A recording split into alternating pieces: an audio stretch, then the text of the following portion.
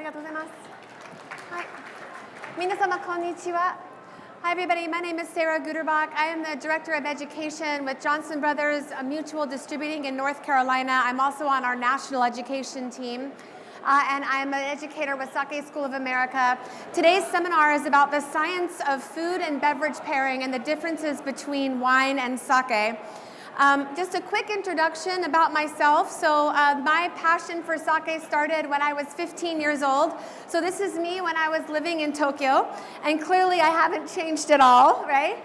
I ended up growing up and becoming a cork dork. So I am with the Court of Master Sommeliers. I am a certified wine educator, and I have my diploma in wine and spirits from the Wine and Spirits Education Trust. And after I became the educator for our company, I realized that we had an amazing portfolio of sakes that needed a lot of extra help. So I decided to become a sake specialist. I started my journey with Sake School of America. I became one of the first people in the United States to become a certified sake advisor, and then an international kiki sake shi. I've done classes with John Gottner, and I'm also one of a handful of international sake sommeliers with the sake diploma from the Japan Sommelier Association, as well as an educator for the Wine and Spirits Education Trust. So my passion starts with wine, and probably with my normal everyday job, I'm more of a wine educator. But my passion is all about sake. So quickly, as you guys notice, you have a whole bunch of amazing wine and a bunch of food in front of you.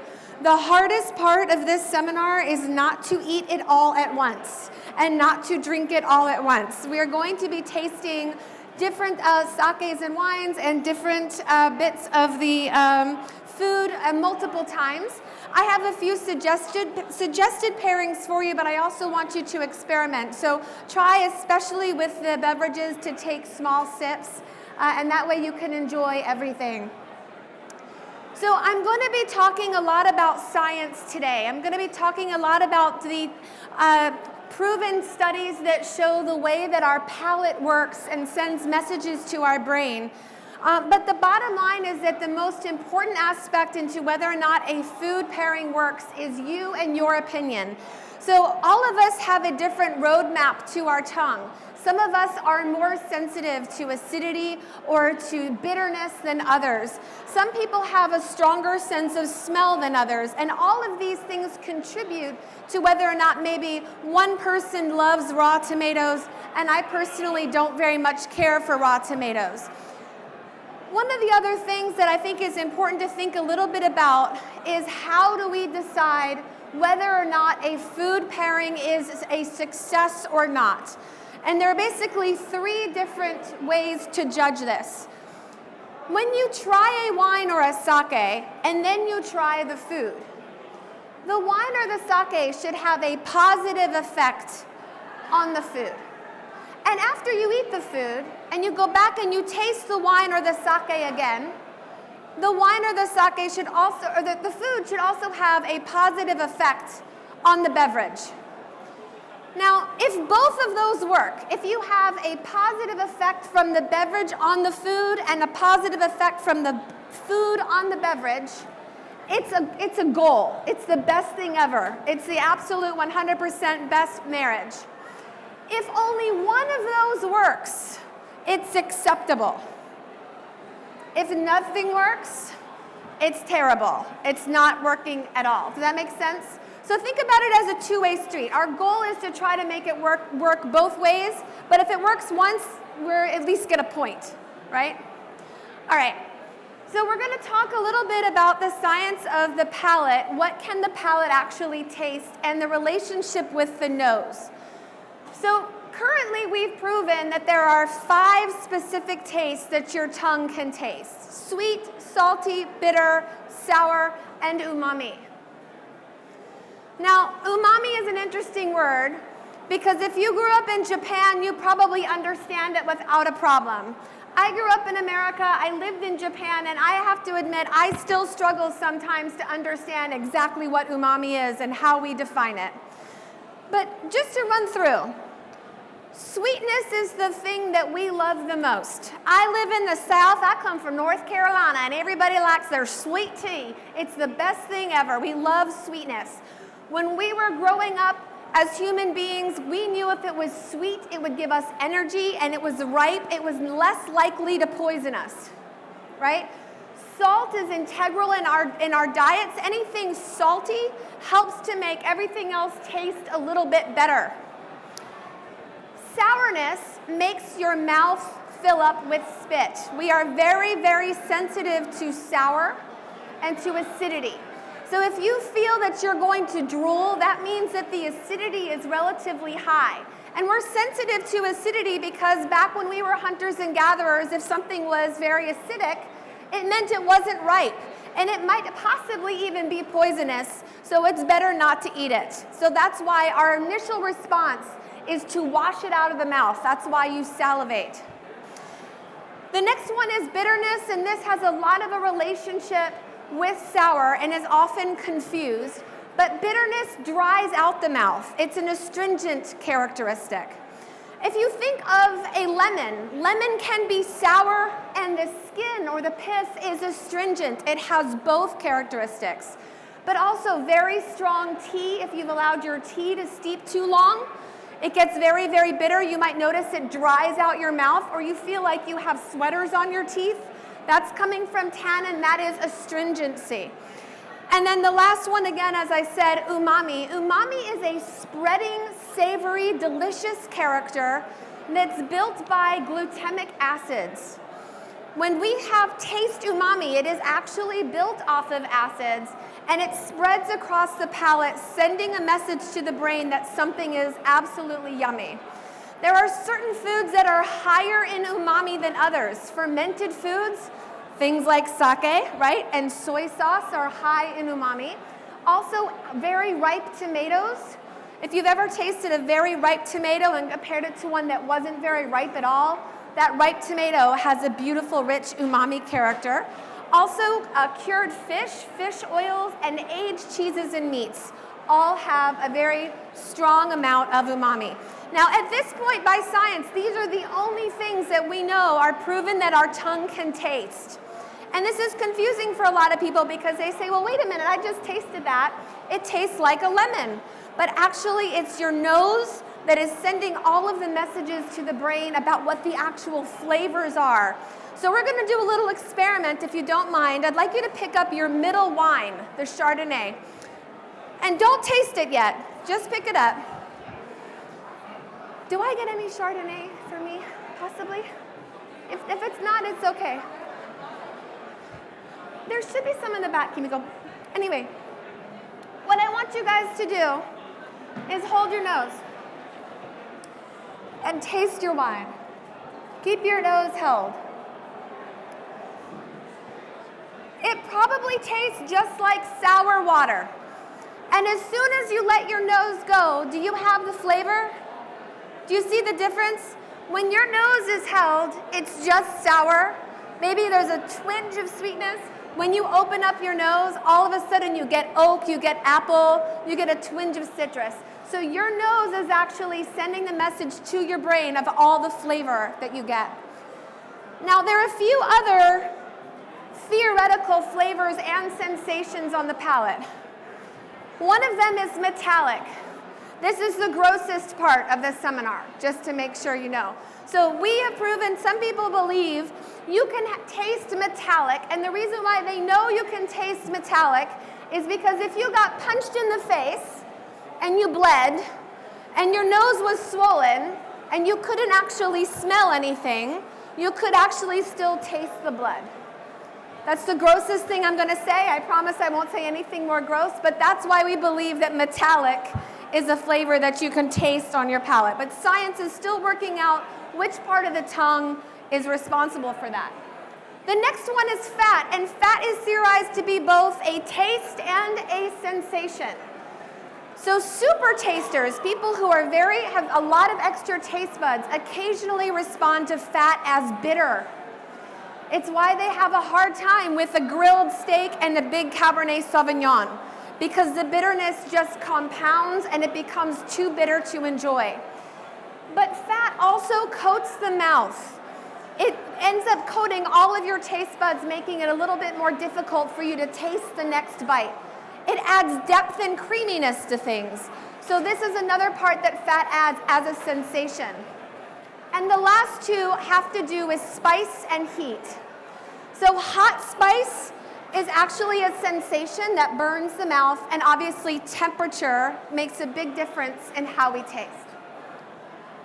So I'm going to narrow this down a little bit with the relationship between these tastes and food.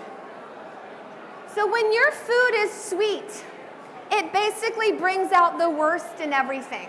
We love the sweetness in that food, so when we taste a beverage, especially if it's sour or astringent, it becomes even more sour and astringent. The sugar will cover it up, and it makes that wine or that sake really thin and angular. Salt, on the other hand, brings out the best. Saltiness will make your wine or your sake even more fruity, even more rich, even more flavorful. Now, acidity is an interesting one. Acid lessens acid. So does anybody here like Sauvignon Blanc or dry white wines? So one of the most famous food pairings in the world is acidic Sauvignon Blanc and acidic goat cheese. The reason for this is that when you taste that sour wine and then you try the goat cheese seems less acidic. It actually seems more nutty and creamy. And then after you have this acidic goat cheese and you try the Sauvignon Blanc seems less acidic. It seems more fruity. So acid mitigates acidity, and I'll ask you to hold on to that fact a little bit, because when we talk about fishiness, I have a personal theory that I think is relatable to acidity. Bitterness exacerbates bitterness. If you have something that's bitter and then you taste something that's also bitter, it just turns up the volume on the bitterness. So a bitter green salad with a big heavy Cabernet Sauvignon is probably the most bitter pairing you could ever do. And no matter how much wine you drink, you're not going to lessen the amount of bitterness until maybe by the time you're super drunk and don't care anymore. The last one here is umami, and umami acts a lot like sugar. Umami is very difficult to pair, in particular with dry or bitter wines, because when you marry it with dry and bitter wines, it brings out the worst in those wines in almost exactly the same way that sugar does. Umami makes wine in particular more angular, more acidic, more astringent, and it can even bring out an unpleasant metallic character. So we'll see if we get any of those reactions today. I mentioned already that fat can seem bitter and that it can also coat the mouth. So higher acid wines and also those that have high tannin can help to cleanse that palate and help you taste better. Also, drier sakes can do the same. The hot spice, when it's married with anything bitter, any kind of tannin or even oak flavor, and very dry wines, if you are sensitive to spice, those drier, more astringent wines will turn up the volume on the spice. Now, what's interesting about this is that some people absolutely love hot, spicy stuff. I am one of those. I'm a leather tongue. I want Thai 5-star hot, spicy food all the time. So I actually enjoy occasionally having a dry wine with something spicy. But you should beware, because if you are sensitive, something dry is just going to blow up your mouth. Hot temperature can do the same, especially by volatilizing the alcohol in the mouth, making the wine or the sake seem way more alcoholic. And this is also interesting, because how many of you have had that experience with a hot sake that just went down like gasoline? Raise your hand. I know everybody here has had that experience with a sake. So when you raise the temperature on the sake, it becomes more alcoholic. If you have very hot food with a very alcoholic wine, it can do the same. So let's narrow this down quickly with wine versus sake. So wine, we know, is high in acid. It's about 5 to 7 times more acidic than sake. It is also very, very bitter. It tends to have tannin from the skins of the grapes and also the oak barrels in which many wines are aged in. Most wines are dry. Yes, there are lots of sweet wines out there, but the higher end wines tend to be dry, meaning an absence of sweetness. And the average alcohol by volume is a little lower than sake. Note that I say intangible umami. When we write tasting notes about wine, we don't discuss umami. There are some wines that have notable savoriness. Actually, my favorite is Merlot. Merlot tends to have higher umami than other wines. Certain Pinot Noirs can as well, but we just don't discuss it. Sake, again, 5 to 7 times less acidic than wine. Intangible bitterness. We don't discuss bitterness in sake. In fact, to discuss bitterness is typically considered a fault. We don't want bitterness in sake. Typically sweeter. So when we talk about the sweetness in sake, a dry sake is usually like a +3 on the sake meter value and up. +3 is about 3% residual sugar. It's about the same as an off-dry Riesling from Germany. Because the sake is so clean, it doesn't seem as sweet. Higher alcohol and definitely notable umami. This is why sake is easy, because it doesn't have all of the enemies of food. It's lower in acid, it's lower in astringency, and it's higher in umami. So I want to taste through very quickly little sips of the wine that you have in front of you. You have a sparkling wine. This is from Alsace. You notice it has bubbles, so it'll cleanse the palate. It's very fruity. There's a twinge of residual sugar here, even though it's a brut. And it's quite high in acidity. Your mouth should be filling up with spit after you taste that. Next, you have a Chardonnay. You tried the Chardonnay already, but maybe try it normally this time. It's got a bit of a caramel apple character, nice fruit, but still a good dry Chardonnay. And lastly, let's try the Cabernet, because this is where we start to introduce very notable tannin.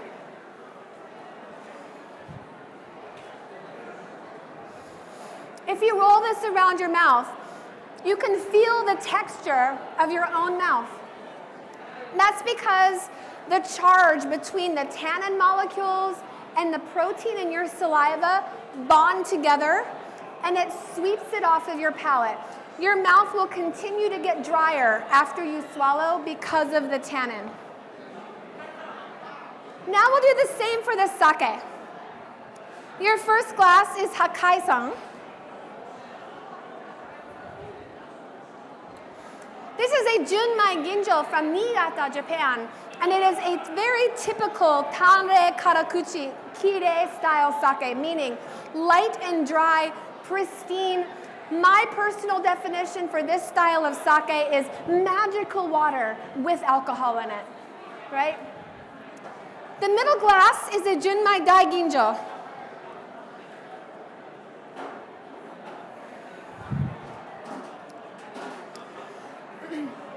I want you to take a moment to notice this sake is extremely fruity.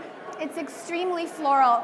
It's very high in a compound called ethyl caproate because it's made with a mieri yeast, a special modern yeast. And I picked it on purpose because you might notice there's a very barest twinge of phenolic bitterness in this sake. Not enough to be a fault, but I purposely picked this so that because we have bitter wine, you have a sake with a tiny little bit. This is a very popular modern style of sake that's growing in the United States and Japan. The next one is a Kimoto. This is a Junmai from Kikumasamune. This is from Hyogo. And here they use an ancient technique to make the yeast starter, which means it has much higher acidity. So do you notice after tasting the Junmai Daiginjo, this one is more sour.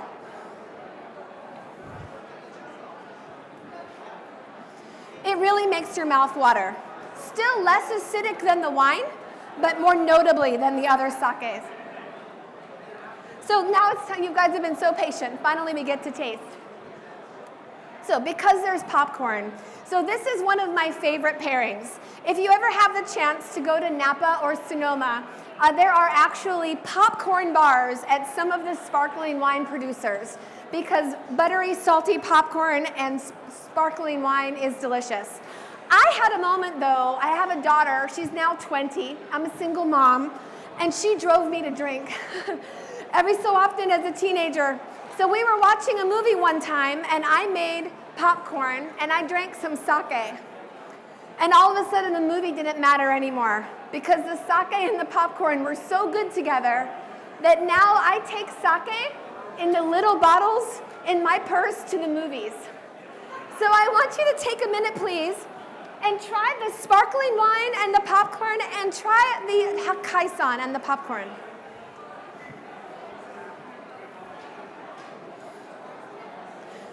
When you do this, it's just like for wine. You would taste the sake,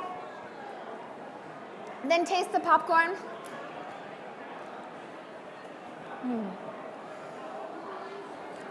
Did you hear me go, yum?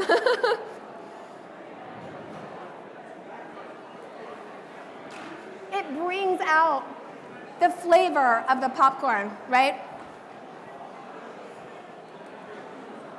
And then the sparkling wine.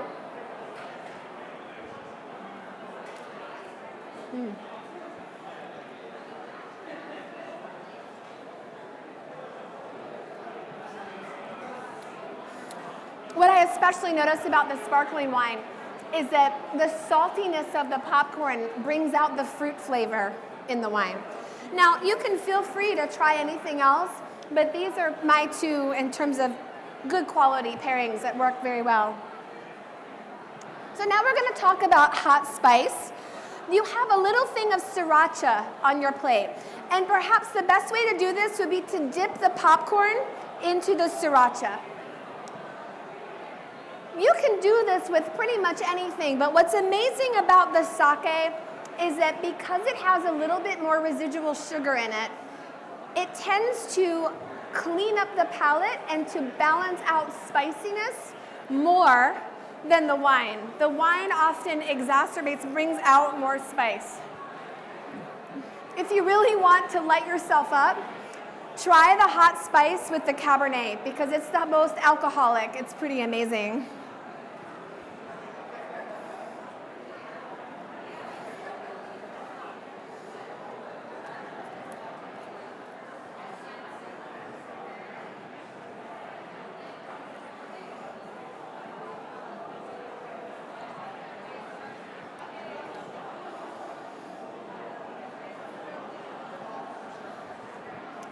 This is usually one of those light bulb moments. I find that wine is very difficult and very subjective. And I actually appreciate that because as a sommelier, it helps keep me employed. But sake really does turn off that heat like a light. It really does. And I think it's interesting because we are often trying to figure out the best pairings. I love Thai coconut curry. A nigori sake with Thai coconut curry that's very spicy can be one of the best pairings you'll ever have. Okay, so this is as nerdy as I'm gonna get. This is about the fish. So I am sensitive to fishy flavors. I didn't immediately like fish when I was growing up. I've learned to like it a lot. You have some smoked salmon, and you've got a pretty good amount of it, so you can experiment with this. But what you'll notice is that a lot of wine actually enhances the fishy taste. Some people really like this, and for others, it's not very tasty.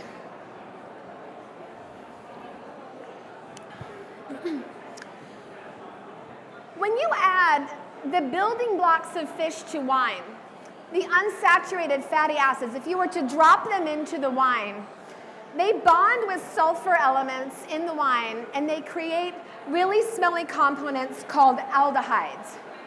One of the only ways to fix this is by serving your fish with lemon, which is why many restaurants put a lemon on the side with the fish that you're supposed, because the acid bonds ahead and it blows that away.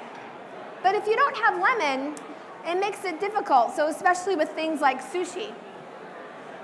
One of the other things that they theorize is that iron has something to do with it as well. Sake is made with water that's almost entirely free of iron. But with grapes, we don't control iron. There's no added water to wine, but the plant is sucking up water from the ground. It can have iron in it, which can exacerbate that as well.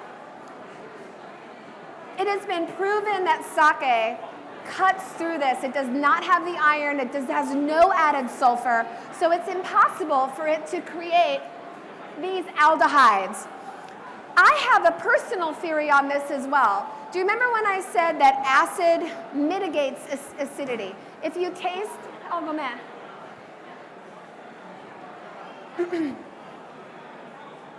Well, hopefully that'll get fixed in a minute.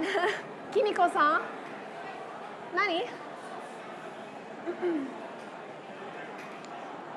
So when you taste something with acid and you prime your palate, the thing that has acid in it next is less acidic. Well, sake is naturally very high in succinic acid. And succinic acid happens to also be one of the fatty acids that builds the protein of fish. So if you taste the sake and then taste the fish, I believe that also mitigates the fishy taste. So please experiment here. I wanted you to try the Chardonnay with the smoked salmon. You may notice afterwards it tastes a little bit more fishy. And then please also try it with the Kimoto, with sake number 3, the Kikumasamune.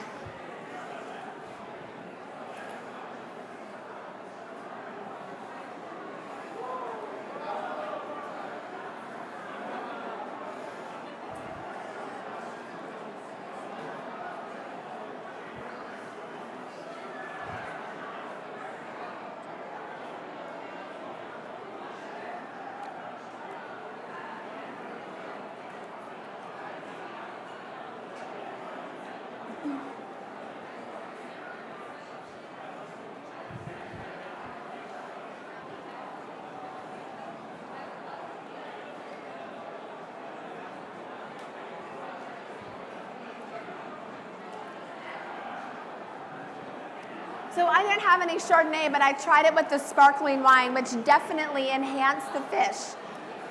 But the Kikumas completely turned it off like a light. It almost tastes like two different fish, which I think is fascinating.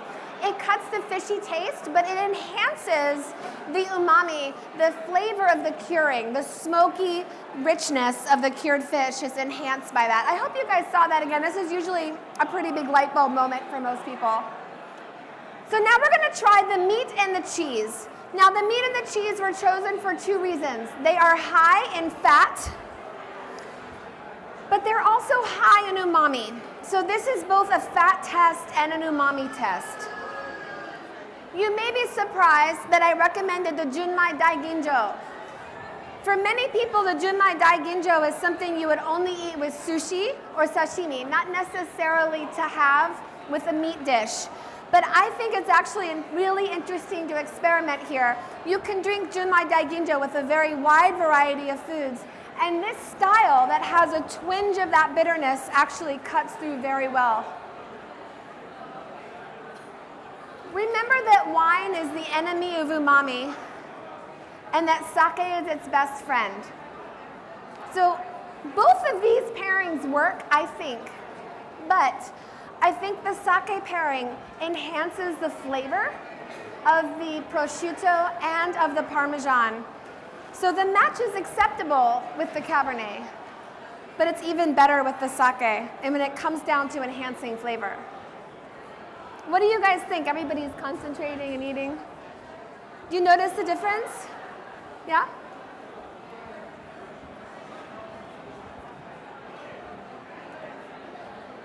So you should have some gari on your plate. This is the pickled sushi ginger. You know, and I do this seminar in North Carolina, and I've had a lot of people tell me that they don't even like pickled ginger.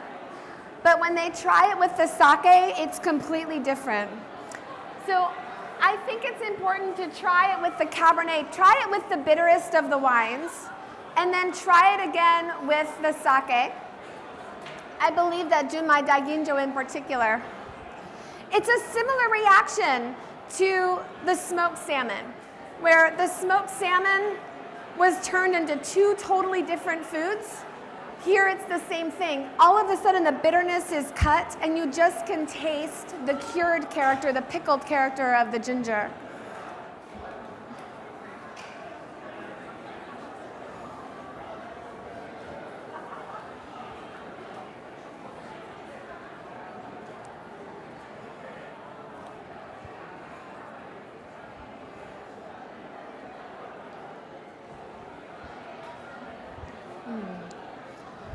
It's so amazing. It's like a light bulb for me. It just cuts off the bitterness, and you're just left with the rich flavor.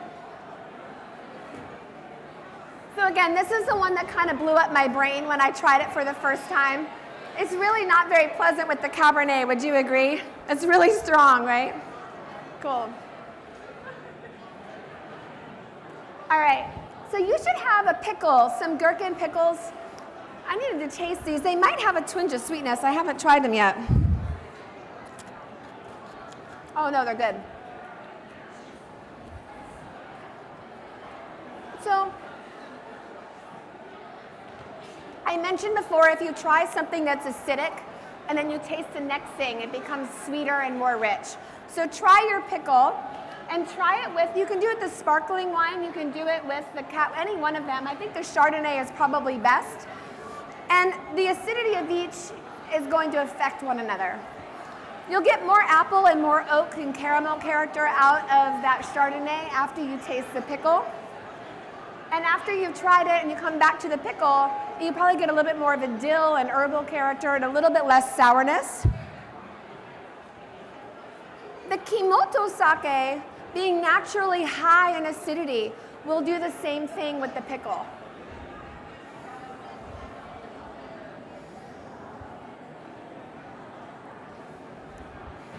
When I taste the pickle and I go to the Kimoto style sake, all I get is savory rice. It almost brings out a little bit more fruit in the sake that seems hidden when you taste it by itself.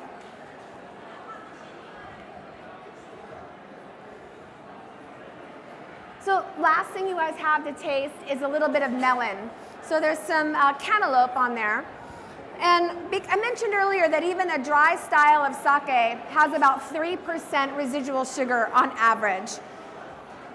One of the reasons why sparkling wine is served at weddings is not just because it is a celebration, but because it usually has extra residual sugar, so it can stand up to the cake. When we have sweet things, though, it really makes it taste more sour. Sake is very neutral. So typically with sake, it's a neutral pairing. Occasionally with sake, it just brings out more flavor. For me, what's amazing is that the sparkling wine and the melon is balanced, but the sake and the melon brings out more flavor of the melon. I get even more cantaloupe character because sake is a flavor enhancer. Do you all notice that? It's more melony with the sake. When you are pairing sweetness, as much as possible, you want to match the sweetness levels. If the drink is too sweet, it'll make the food taste more sour and bitter, and vice versa.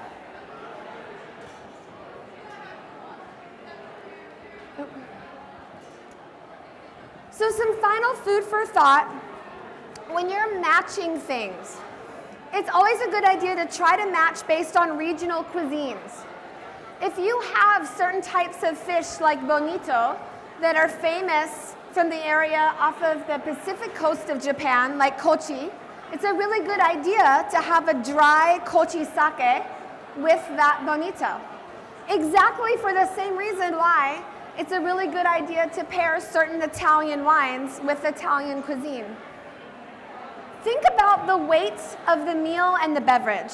Heavier foods with heavier wines and sake, lighter foods with lighter wines and sake is also a good way to go. But at the same time, opposites can attract. So I don't know if anybody here has ever been to Vienna, but Wiener Schnitzel is very popular there. They make a fried veal cutlet there that's drenched in butter It's very, very delicious. And one of the best pairings is a light Riesling or Gruner Veltliner with that, even though it's a heavy fried food. The same thing is to try a Tanre Karakuchi style sake with something like a fried chicken cutlet or tori karaage. It's amazing how light sake can actually stand up to heavier, greasier foods. Last thing again, it's all about your opinion, so it's best to experiment. And I will say ultimately, when you dine out in Japan, if you go to an izakaya, you're very likely to get a large bottle like this with your friends and many, many different dishes to eat it with. The sake is usually going to go very well with almost everything that you eat. It's very, very versatile. Wine being more difficult is why we do wine dinners and we have everything done course by course. This is everything I have for you guys today. Thank you very, very much. Domo arigatou gozaimashita. There are some websites here. I want to say thank you to Foley Family Wines for donating the wine today. If you're interested in them, you can ask your distributor here in New York. They are available. Obviously, MTC for all of the sake and the food. But lastly, if you're interested in expanding your sake knowledge, please look online at Sake School of America. I would love to see you in class. ありがとうございます。